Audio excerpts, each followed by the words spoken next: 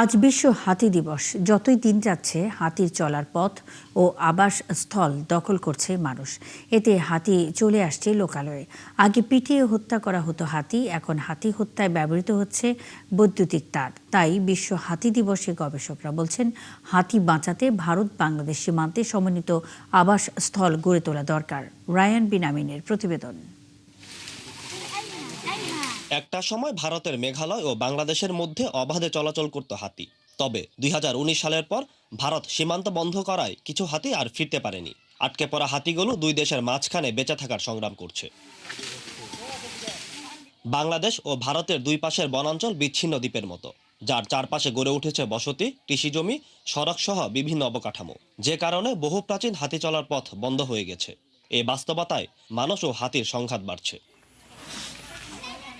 সাম্প্রতিক তথ্য অনুযায়ী ২০১৭ সাল থেকে বাংলাদেশে অন্তত ১৫১টি হাতির মৃত্যু নথিভুক্ত হয়েছে।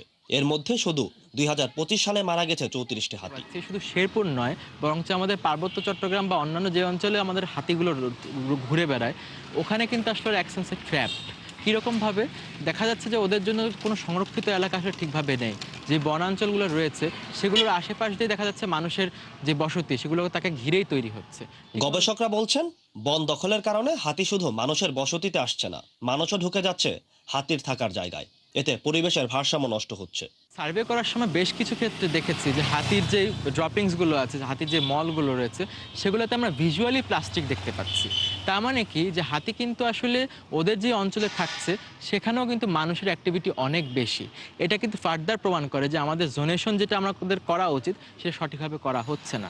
এমন অবস্থায় বাংলাদেশ ও ভারতের মধ্যে কার্যকর ট্রান্স বাউন্ডারি সংরক্ষণ চুক্তি বাস্তবায়ন করে হাতি চলার পথ সংরক্ষণ করার উপর জোর দিচ্ছেন গবেষকরা। পাশাপাশি বন পুনরুদ্ধার করে হাতির খাদ্য হিসেবে গাছ রোপণের উপর জোর দেওয়া হচ্ছে।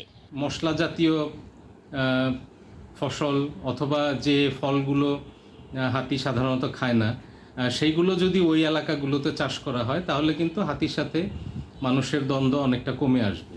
হাতি গবেষকরা আরও জানান, হাতি বাঁচাতে বাংলাদেশ ও ভারত দুই দেশকেই সমন্বিতভাবে কাজ করতে হবে। রায়ান বিনামিন, ৭১, সাভার।